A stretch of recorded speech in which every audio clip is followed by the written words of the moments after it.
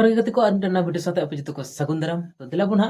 तीना वीडियो दो motivational video कान ताबोना। तो जतो को ध्यान कते नेल ताबोन पे। तो गति को अबो बारेती बारे जांगा ताहेन तुलु अडी आयमा रेंगेज रेबो मेना बोना। तो चेदा आर चेत खातिर तो देला बुन नोआ गे पूरा बुन बाड़ाय लागित ते वीडियो रे जोड़ा ताहेन ताबोन पे। तो गति को अबो दो अडी आयमा समय से टाइम बो नष्टया जहां दो ना तास एने कते बॉल एने कते दाड़ान कते से चेंडी रुटी कते से मेला ठेला दाड़ा कते अडी आयमा रकम समय बन बेस्टा आलास्टे जहां तिस बन बापला पुरे दो बन मेना चेदिंग कामिया खाली बन नेल कते बेंगलोर से गोवा से मुंबई नोआ गे ओना छड़ा बन मेना चेदिंग कामिया। तो कते को बारेती बारे जंगा से बारिया में आरो गोटा हड़मो ताहेन तुले अब दो बन मेना चेदिंग कामिया। तो ओना गे देला बन हा वीडियो नुदु पे ताबोन हा तीन जे मिटन कुड़ी गिदरा अकाल का कष्टयदा अकाल का मेहनत दा। तो अब नुंका मेहनत नित रे बाबन चेद कदा। तो ने मेहनत से कष्ट नुया कटी नेल ताबोन पे सिंग उदु आपे कान ताबोन हा। तो नोडे पे नेल दाड़े ताबोन कना चेद लेके मेहनत दा कुड़ी गिदार हुई कते मेनखा अब कोड़ा गिदार हुई कते रहो हा अब बारे ती जंगा आर गोटा हड़मो ताहेन तुली अब कोनो मेहनत गे बांग साना बोना कष्ट गे बांग साना बोना कामी गे बांग साना बोना मेनखा अब दो लाहा अबन चिकाते से बढ़ा अबन चिकाते। तो नोआ दिस हुदिस गे अब बानु ताबोना चेदा से अब दो कुली पिंडा रे दुड़ुब कते सिकड़ी थायो से रो थायो से तास ने ओकारे बोल ने ओकारे चेने टुटी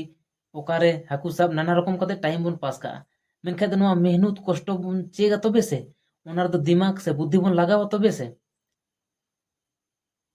तो ओना मा अब मने से जीवी रे ओना दिस हुदिस गे बानु ताबोना ओना खातिर गे अब दो तायनम अका गे बन ताहेन काना। आरो नोआ अब संतार समाज दो विशेष कते चे हुयो जहां जुदी मी हड़ लाहा काना तो उनी नेलते आर मी हड़ दो लाहा दो बाय कुसिसा से उनी निंकाय कामी किदा तो इनहो नोंका कामी नि चेष्टा से नई बेसना कामी नि चेष्टा उनका तो बांग। तो उना रे उनी दो उल्टा रे समय एमा जहां दो ना उनी लाहाव कान हड़ उनी कामी बाड़ी लगी ते टाइम लगा जहां का टाइम हा आज जुदी बेस कामी रे लगाव लेखा जहां लाहाव कान हड़ उनी कन हो आज लाहा चला दाड़े गया मेनखा ओना लगी दो बाय चिंताया माने उनी चिकातिन बाड़ी गया उनी चे कामी का काना उनी चे रोहय कदा उनी तुक कताया से नाना रकम आटी आयमा रकम खाली उनी नियते सोचावा एनहो आया दो बाय सोचाव जे इन चिकातिन मारांगोआ चिकातिन लाहा चेदिन कामी लेखान बेस हुआ चेद कामी लेखा टाका पैसा हुआ चेद कामी लेखान हा संसार परिवार बेस से मौज ताहेना नोआ को दो अपनार दो बाबुन दिस हुदीदा जहां जुदी मी होड़े लाहायना तो उनिया टाइम रो बन जिरा जे उनिया कामीटे चिकाते बन बाड़ीया अगर उनिया कामीटा बाड़ी लगी ते जहां समय से जहां टाइम लगा काना ओना टाइम गे जुदी निजेरा भले लगी ते बन चिंताया से इना गन टाइम गे मेनका अडी आयमा लाहा बन चला दाड़ेया जतो को गे मेनका नोआ मा अब दिस हुदिस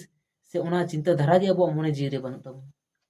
तो देला बुना ते नितो वीडियो फुटेज उदु पे कान ताबोना नोआ ना नेल ताबन पे कुड़ी गिदरा अकाल का कष्ट दा अकाल का मेहनत दा तो नो नोंका कष्ट आर कामी चेद हुआ। तो देला बुन वीडियोटा नेल ताबन पे।